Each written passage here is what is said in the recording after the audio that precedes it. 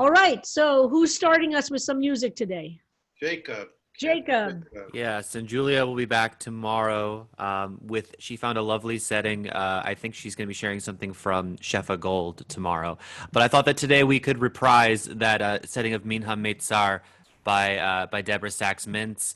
That melody may not be as familiar to some folks, but I really feel like it captures that sense of calling out to God from a narrow place, and really calling upon God to answer from the wide expanse, which, again, there's some really strong linguistic connection to some of the verses in both Psalms 3 and 4, Yes. actually. And I think it's actually a recurring theme in many of the Psalms, this idea of using the tsar and the meitzar and the merchav as the polar opposites. So, Min hameitzar karatia ayanani v'merchavia min hameitzar karatia Anani v'merchavia, O Adonai li lo ira, ma yaseh li adam, Adonai li lo ira, Ma ya'aseh li adam min hameitzar karatia ayanani v'merchavia min hameitzar karatia anani v'merchavia. Beautiful, Jacob. I've been doing some of my personal studying that I've been doing is about as the works of a rabbi who was in the Warsaw Ghetto until he was deported and then killed in 1943.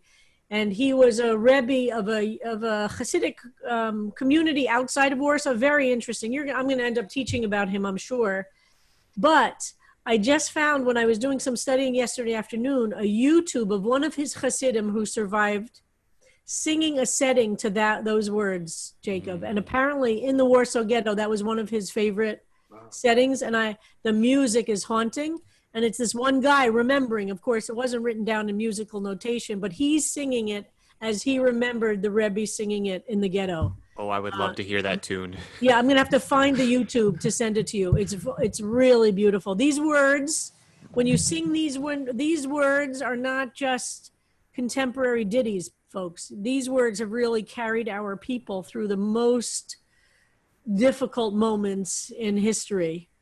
And this particular Rebbe was a really, really, really interesting teacher. He gave a drash every Shabbos afternoon for Shalosh Shudas, which was in the Hasidic world, Shalosh Shudas, the third meal, is often when the Rebbe would teach, not Friday night services and not even Shabbos morning. It's real, and it continues today, by the way. The third meal, he would teach every Shabbos afternoon, and then he would either write it down after Shabbos, or one of his Hasidim would write it down after Shabbos, and then he would write notes, and in very, very, very tiny letters. And in January of 1943, he bundled up. By that time, most of the ghetto had been deported, and it was down to 60,000 people there were about 500,000 at the height of the ghetto. And he bundled up all of his writings from these drashot, from these 3 or 4 years, I guess 3.5 years in the ghetto. And he gave them to his cousin, who was one of the secret 40 historians working for the Oneg Shabbos underground collection that Emanuel Ringelblum was running. And some of you have heard me speak about Oneg Shabbos at CBST. And his bundle of writings of all these drashot were buried underneath Warsaw in January of 1943. And then, of course, Pesach of 43 is when the resistance started fighting. And then the ghetto was completely destroyed 6 weeks later. It was only after the war in 1946 that one of the remnants who survived remembered where some of these things were buried of Oneg Shabbos. And in 1946, they uncovered some of them, but only some of them. And then in 1950, construction workers came across another batch in those metal milk urns. And it's an interesting parallel, isn't it, to the Qumran story? Yeah. But so in 1950, a whole other batch was discovered. And we know there's a third batch that has never been discovered. But those two batches now make up what we know about Oneg Shabbos, including the writings of this Rebbe. And his drashot have been now published. And I've been studying them. Rabbi Pat wants to know the title of the name of the rabbi and the title of the book. Well, he is known. He's known as the Piasno Rebbe, which is the name of the town outside of Warsaw that he was from, where he was the Rebbe before the war. His name was Kalman Shapira. That was his actual name. And the name of his very famous, the drashot, is called Eish Kodesh. That's the collection of his drashot. But he also wrote books, by the way, in the 30s on education theory, which was very similar to what Janusz Korczak, those of you who were on the trip with me to Israel, especially the kids trip. Harold, you were on that trip. When we went through the Children's Memorial of Yad Vashem that Moshe Safdie, then outside the Children's Memorial, there's a statue to Janusz Korczak, which was his pen name. He was a Polish Jewish educator who wrote children's book that to this day Polish children read, the children's books, but he was also an educational theorist. And he had very contemporary ideas about teaching the child as a whole human being, not just stuffing them with information, very much against the idea of corporal punishment. This is in the 30s. No, you shouldn't hit a kid. You shouldn't hit children. And that was very, very, very common in Shtib. In Hasidic classrooms, hitting a kid was a normal, if a kid was not respectful, slapping a kid, the teacher hitting a kid was normal. So this Hasidic Rebbe, like Korczak, wrote a lot about how you should teach a child as a whole human being and not stuff them with information. And very much like Korczak, teach their soul, not just stuff them with information. So he was very famous even before the war for his very radical ideas about education. He led a very big yeshiva. Anyway, really interesting. So those words that Jacob Nimi just taught us, for that melody, was something he sang a lot on Shabbos, and we now know the melody he sang. There is a melody called the Piasno, and I'm not sure I'm getting the correct pronunciation, the Piasno Nigun, which Judy Ribnick does know, that we're not sure if he himself sang or his Hasidim assigned to him, but it's a very, very, very, very, very famous Hasidic Nigun associated with this Rebbe. Anyway, after he died, so his work, and there is now an Eish Kodesh. Anybody here from Woodmere or from the Five Towns? Do we have any Five Towns Jews here? So there is an Eish Kodesh, a Rebbe who started an Eish Kodesh synagogue in the Five Towns that teaches his teachings and his philosophy. But anyway, very interesting. But so thank you, Jacob, because those words are very much in my mind now as I'm studying his writings. I'm not sure that his drashot have been translated to English, but there are books about him that are definitely in English. And I've forgotten the name of the book about him, but I'll look that up for another time. But I'm going to be teaching a lot about him because I'm finding him quite inspiring, and that he gave drashot every Shabbos through the period of the ghetto. And anyway, so let's do some Tehillim today. Where should we go first, Rabbi? And Tehillim were very important to him, as they are to many of us. So I'm going to read through. Yes, Marilyn Greenberg is asking me, Rabbi. Yes, that's him. I just saw the name pop up? I'm reading translation Conscious Community by Rabbi Andrea Cohen Kiner. Is Is it Rabbi I Kalan? don't know that particular book, but that's the name of the Rebbe I'm referring to. Yes, Kalman Shapira. Yes. Kalonymus, yes. That's the name of the. Okay. So let's look at some. Do we have some personal psalms to Oh, read do today? we ever? Do we ever? Excellent, my favorite. We actually have two visual offerings that we might want Wonderful. to do today. Hold on, let me get them up. The first one is from Cindy Levitz. Cindy, if you could unmute yourself, and I will show your artwork, and you can tell us about it. Wow. Okay, Cindy. Hi, everybody. Can you Hi. hear me? Yes. Okay. Well, I can say that this is a drawing, a mixed media drawing, and you can see there are two parts to it, and that was because of the I was thinking of the way that the songs are written, and each line has two parts to it. Fantastic. So, right, and I'm reading it from the right to the left. Uh-huh. And we have the darkness and the people just,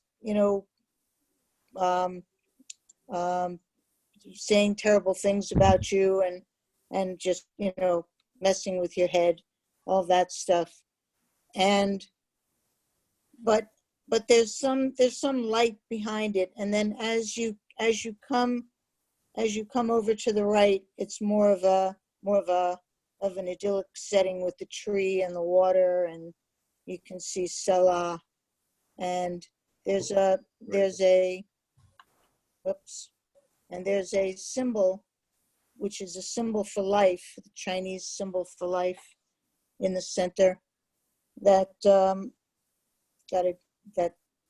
got in there. I don't know. So, but it's been a while since I've done any artwork, and so it was just something that I started working on, and now I want to get into it and do a little different kind of thing. But anyway.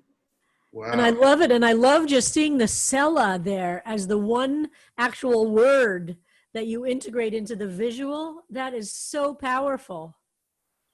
And I love the idea of doing this parallelism in the art form. Wow. Beautiful. Thank you so much. That's beautiful. Dean again. Dean Dresser, are you with us today? Maybe she is not Sorry. here. Yes, Okay. I am here. You got to be fast on that unmute, Dean. So, yeah, okay, sorry. So, this is Psalm 4, and so you obviously have the same problem of, people who, who are not following, who follow, who join in, and there's this kind of battlefields of destruction. As I said, these are not illustrative, but they're referential. Uh-huh. So you can see the different battlefields. The little, King David is the burned, as you can see over here on your right side. He's telling, of course, the story. And his head, he has been through the battles of the wars, and he's been through many as an older warrior, but it has touched him, but it has not taken his head. His head remains whole. So, and then if you count David, Harold, I want to thank you very much. We had a long talk about King David and how many tribes and were they united and so on. So after some research, if you actually do the count, there are 12 matches that are not going towards self-destruction, but in fact are following David. Which are those, Dean? These on the lower right-hand side, you can see them, and then you can see there's 10, and then there's also, that's kind of the fun of art. You can find them if you gaze upon them. Wow. Wow.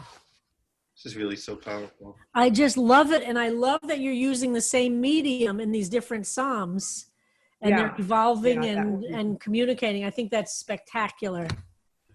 So is this David who's still here? The one match? Dean?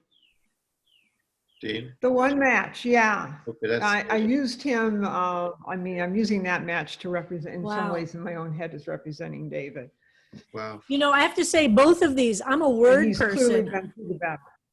I'm a word person in terms of creating, but I really respond to visual art. So I really love seeing these. And I'm, you know, I just in a million years, I wouldn't have thought to take the Psalms and move into visual art. So I really, I'm thrilled. Stephen Deem. Thank you for that pronunciation guide. Yes. I've been pronouncing it incorrectly, so I appreciate that very much. I And it's certainly Stephen, not Stefan, right? Stephen, it's Stephen, not Stefan. Okay. with the E makes it the first E of Okay. and Stefan is A-N. Okay, just want to check. It's Daled Yud Mim, Deem. Okay. That's what it comes Either way. Wow. So, which we've seen that word, by the way, in the Psalm as in to be quiet. Is that, or to, in Hebrew, it means to be quiet. That's a very interesting word. Well, it's an acronym for Dayan V'Melitz, judge and defender. So that was your ancestor that was his profession? Perhaps. My Uh-huh. father didn't know that because my family pronounces it dim. But somehow a book once fell off a shelf and I looked in the index and it said Jewish names and its origins, and Deem came right up. Fantastic. I Wonderful. know. All right. So read to us and then Here's you'll my tell us. rendition. Reflections on Psalm 4. A note in the tradition of David. Answer me, my righteous one. When I call, please answer me. In the past, I trusted you to free me from despair. Life has given me this chance. You answered my deep prayer. I suffered as you asked me to. I bore witness to the greed. Betrayed and bought, I went to live with the soiled and unfreed. You suffered with me, Holy One. That to me is clear, but I'm still yours and you're still mine. This is what I hear. I tremble and I shake today. I'm stubborn for your sake. My soul is yours, my heart's array. My life is no mistake. Offer sacrifice of righteousness. Trust, Yud Hey Vav Hey. Join the beings of the universe and let the lights relay. Joy awareness is right here. Fill up your glasses with that cheer. The greedy try to hide away, but the bread of shame is there today. In shalom we rest because righteousness is your name. Wow. So speak to us. It went really easy. It went fast. I haven't written in rhyme in a long, long time. I wanted to write a gospel song. Huh. I realized that this is gospel. Uh-huh. And I wanted to do Swing Low, Sweet Chariot or something like that, something that I could rock with. So I went to the internet and I said, how do you write a gospel song? And somebody said, find 2 notes and then start repeating it and start riffing on that. So I just got 2 notes. I'm not musical, so I listened da-da, and it really just came right out of me in about an hour. And I was quite surprised and delighted and amazed. And then I spent the next few hours playing with it. Well, I love that rhyme. That's not an easy rhyme you have here also. It's beautiful. And I love this. I mean, many of these lines and phrases I respond to, and I get it. We need somebody to set this to music. I could totally hear it being sung. But that line, my soul is yours, my heart's array, my life is no mistake. That is such a powerful expression of the psalm. And I love that your use of divinity is here in a very accessible way, and your integration of who are evil, so to speak. And I suffered as you to understanding that suffering is a part of it. And I bore witness to the greed, betrayed and bought. I went to live with the soiled and unfreed. Wow. Beautiful. Thank Stephen, you. I'm really, really love it. Well, it came from you and it comes from everybody here. Yeah, isn't it amazing what this experience is like? The one thing I mostly love about this is I really stuck to the verses. This is the Uh-huh. first time I've been That's able interesting. So are they actually 9 verses? Did you to you did the actually number? 9 verses. Wow. And they do all refer, like the bread of shame is the corn that we read Uh-huh. about. So So wow, so that would be fun to look at that synoptically and to see what you did as we've been looking at the other That's fantastic. Great. Thank you all. Good job. Michael Goldstein, unmute yourself. Thank you. Well, I'm no poet, and as I've said before, I studied literary criticism in college, so I just use my own words for Perfect. each. I numbered the stanzas, and this is what I came up with.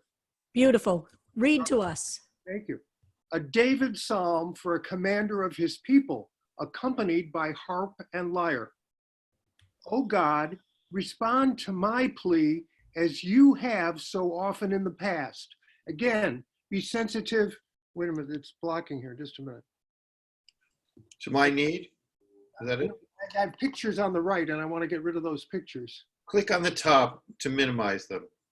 Oh, with the minus, I see. Just a minute. I'm sorry I'm very low tech. Okay. It's okay. Okay, I got rid of it. So we're number 3. Oh God, respond to my, I'm number 2. Oh God, respond to my plea as you have so often in the past. Again, be sensitive to my need and listen to my request. People, when will you cease to ridicule my leadership, wallow in emptiness, and pursue fakery? And then I didn't put in solemn, but it should be there. Then number 4. Oh, that you would want Sella there after fakery? Okay. Yeah, because that's All right. that's in the original. Yeah. Number. Michael, would you like it like this? See what Harold just did? Oh, good. Thank you. Good. Right. Number 4. Believe this. Believe this. God hears those who follow him. God knows when I reach out to him. So pay attention and banish your faithlessness as you close your eyes to sleep. Meditate and find calm. Salah. Moving on. Strive to be just and thereby secure God's blessing. Number 7. Whenever people long for better times, respond to them with the radiance of God's being. O Lord, fill us all by providing abundant sustenance at harvest times. I can rest in peace, knowing you alone, O Lord, give us all security in life. Beautiful. So talk to us a little bit about it. All right, I want to jump right to the 6th verse. Strive to be just and thereby secure God's blessing. To me, that's the hinge of everything. We are always talking about the Lord and how he guides us, and it's up to us to do his, it's up to us to discover within ourselves how to do good and how to find peace and so forth. Well, strive to be just and thereby secure God's blessing. It's all in the just. And I believe that's the 10 Commandments, right? Beautiful. So that to me is the hinge, not only for this psalm, but for every psalm that we do. We're always striving to do good through our acknowledgement and belief in God. And when you believe in God, you strive to be just. That's what we're saying. So I think that and that's what you're saying. You're the author here. So that's what your understanding is. And I love the very explicit use of God and of Lord that's reflecting your sense of it. And I love the range that we have in our class and in our translations that people can do it in different kinds of ways. And so talk to me about the God G-D versus Lord. So is that reflecting back at the Hebrew, or did you just go, how did you choose? I just went that way. Maybe one of the translations used Lord, or one of the translations. Fine, that's absolutely fine. And I think it's beautiful. And I disagree with you, Michael, about not being a poet. poetry is using your words and your language, and I think it's beautiful. And I like that you wanted to keep the structure, the basic structure, and having the sella there gives that rhythm, and also the 9 verses. Beautiful. Yeah, I always follow the verses, and I try Okay. to interpret each verse, but like I say, in my own words, not necessarily poetry. That's, well, your own words creates poetry, Michael. I'm going to keep pushing back on you. I think it's poetic, and I love, that's the point, is to use your own words to try and get to the underlying meaning for you. There's no other meaning to it except for you, okay? All right. Thank you, Rabbi. Thank you, Michael. Jeremy Lawrence, please step to the mic. Okay, this is my Open psalm. mic it. Okay, sorry, is my- Jeremy. Okay. My Psalm 4. Maestro, my song will require violins. Answer my call, be my champion again. Free me from solitary confinement, where those who are sated with emptiness mock me, your justice, your holiness. As they sell wine and grain at their store, it's a gamble with death, nothing less, nothing more. Our lives are at stake, they just laugh. Light comes on, they say, with a flip of a switch. Dead light bulbs are easily replaced. But when the light of a soul has burned out, that's a truth not easily faced. In my life, I have come very close to despair. In my dark, I kept faith there was still light somewhere. Hear me now, once again, will you answer my prayer? I give of myself, I walk in your path, in bed I ponder, in sleep I sigh, and then the trembling begins. For your answer won't come with a flip of a switch.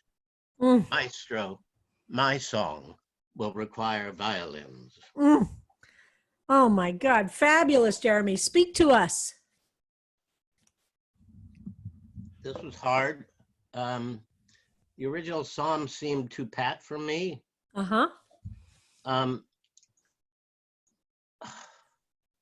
Maestro, my song will require violins came early because, and it set well with me because it is somewhat ironic,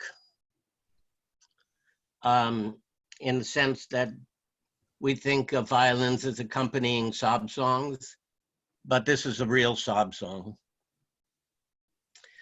and the violins are necessary. Uh-huh.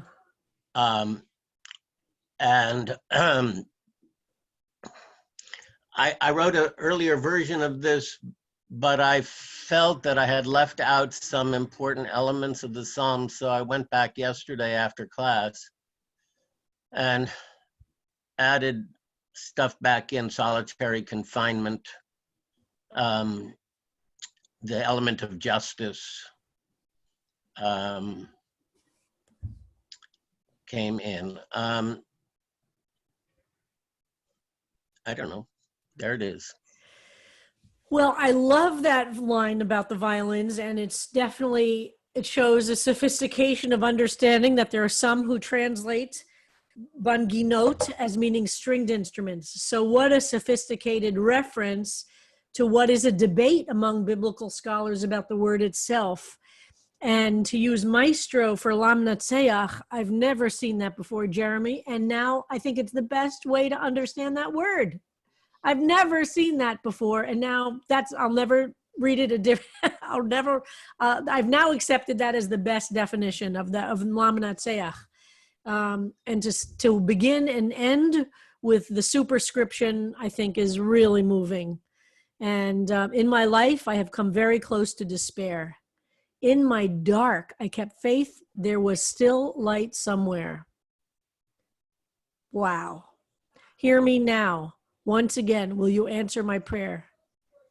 So just spectacular, Jeremy. Well, thank you. I mean, I wanted, in my view of things, there's always doubt. Uh-huh. And also, I'm talking to these people who are opening up businesses at the expense of people dying. Yep. It's just too horrible.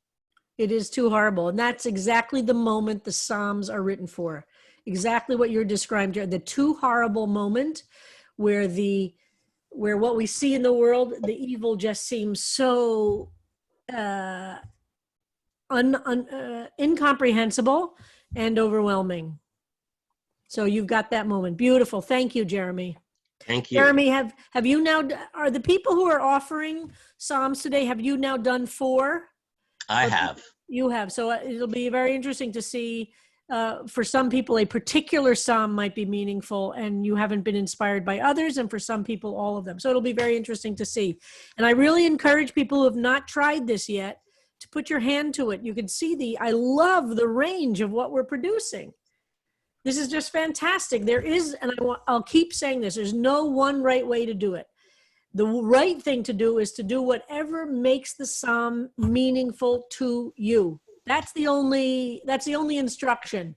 How it comes out, and I love this, what we're looking at now, that Sheldon's, both what Sheldon and Michael and Jeremy and Dean and Cindy have done, these are all perfect. The form is not relevant on some level, in the sense of there isn't a right or wrong.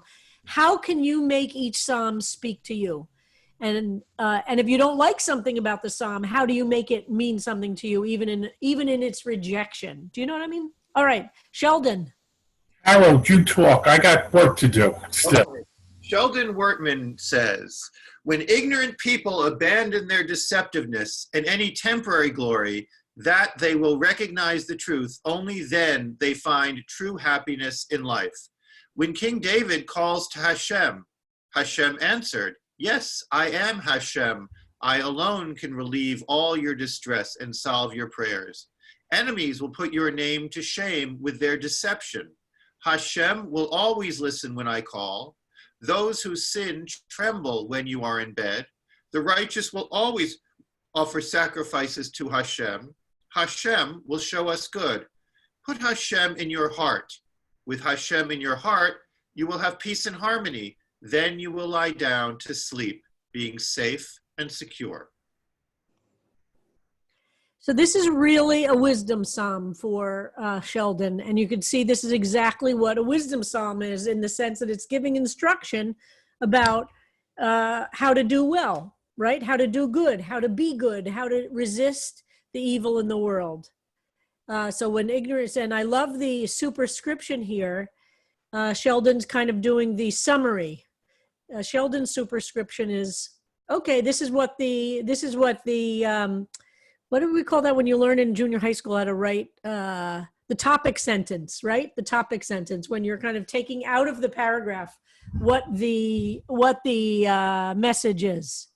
So I love this, and I love the use of the word Hashem, which is an interesting one, and reflects that you're talking about the 4-letter name of God.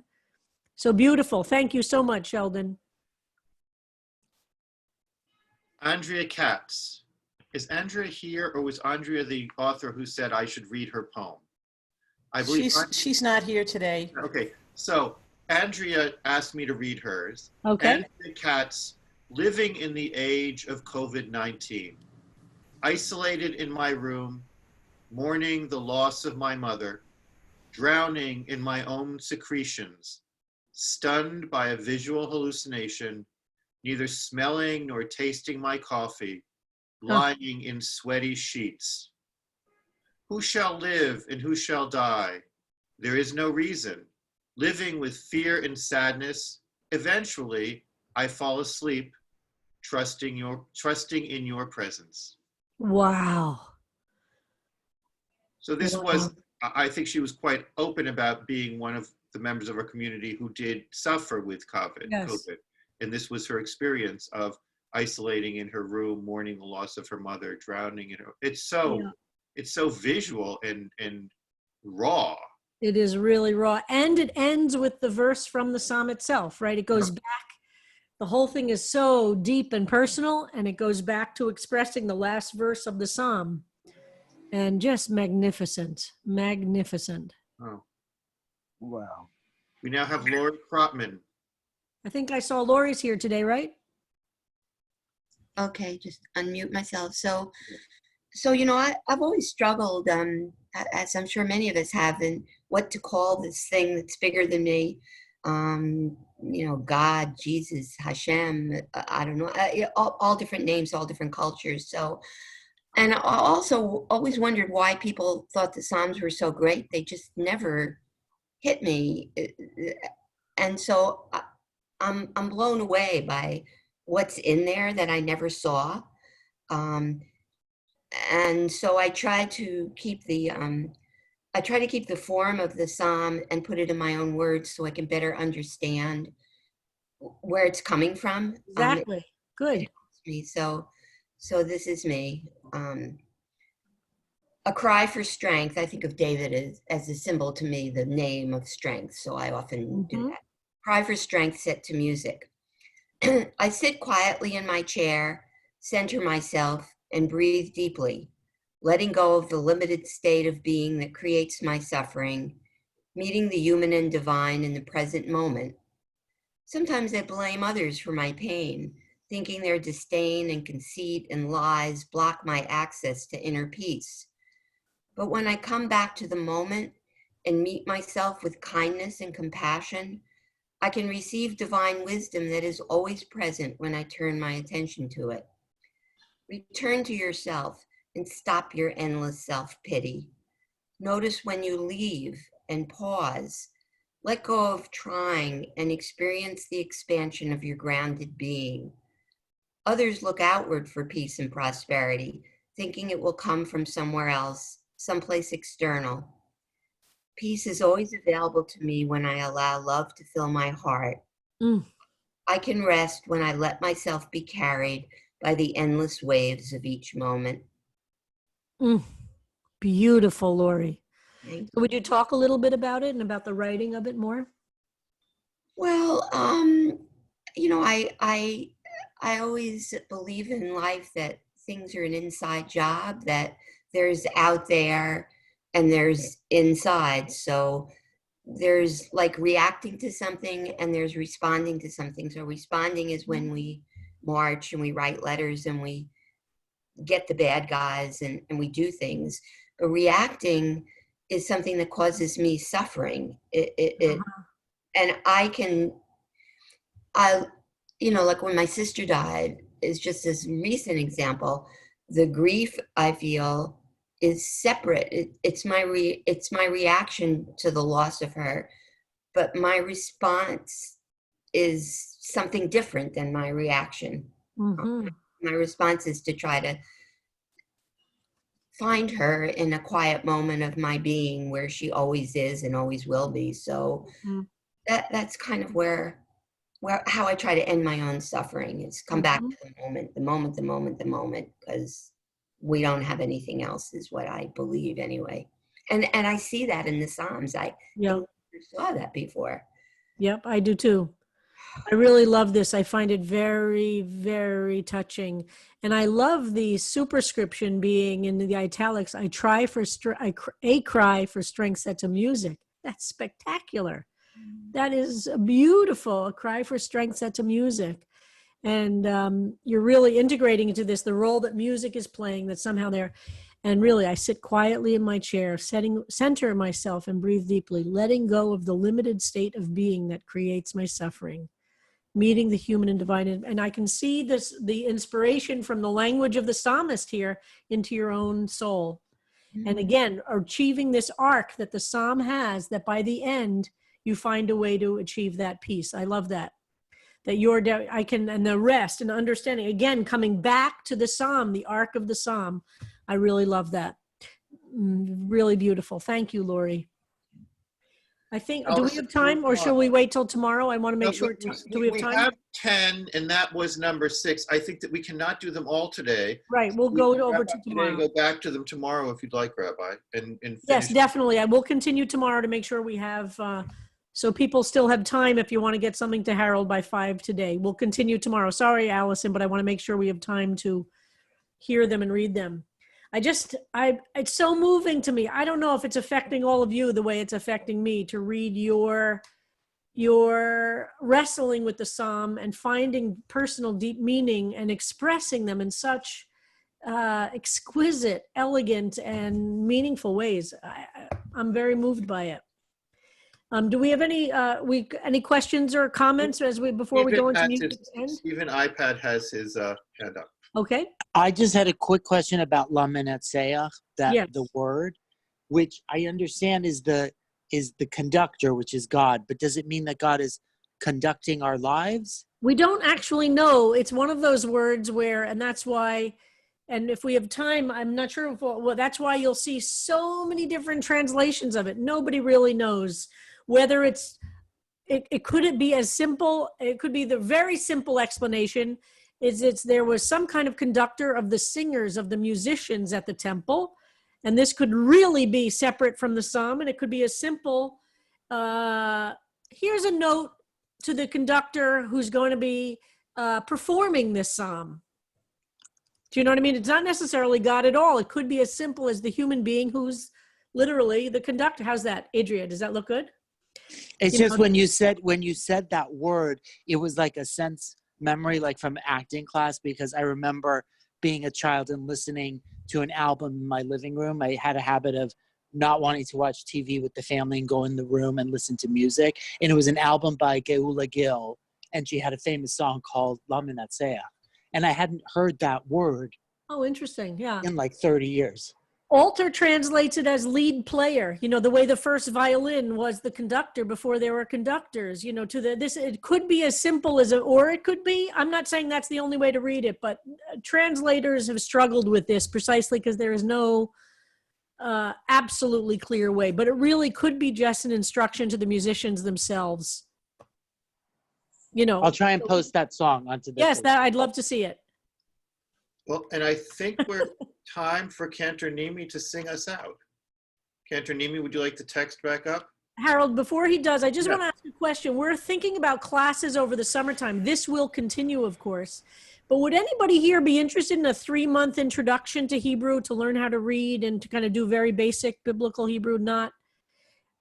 People should let us know. Where I'm thinking about some language classes to help people who might be interested for the 3 months of the summer.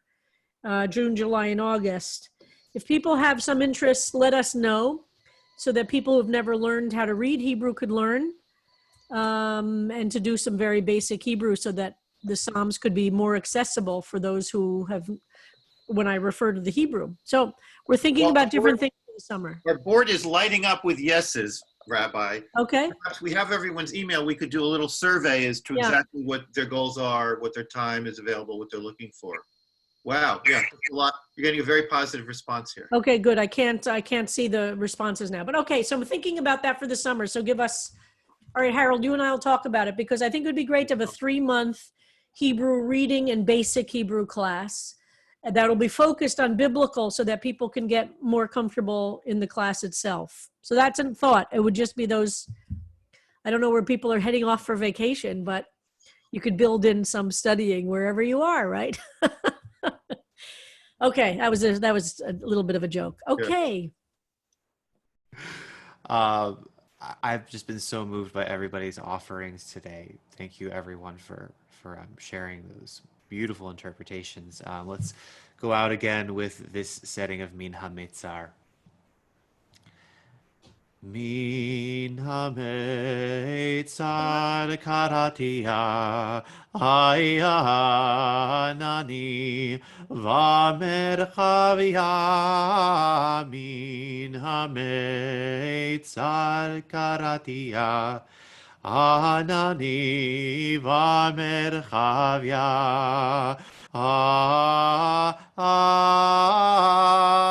Adonai li lo ira, ma yaseh li adam. Adonai li lo ira, ma yaseh li adam. Min HaMetzar karatia ayanani v'merchavia. Min HaMetzar karatia anani v'merchavia.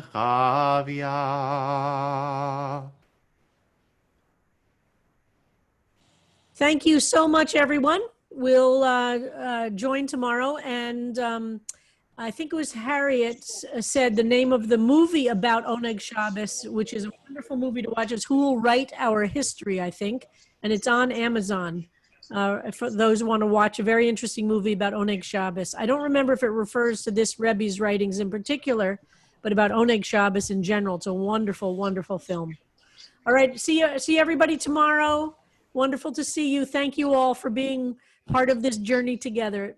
It really changes my day every day, and I really, really, really, really love this. Bye-bye, everybody. The room will stay open.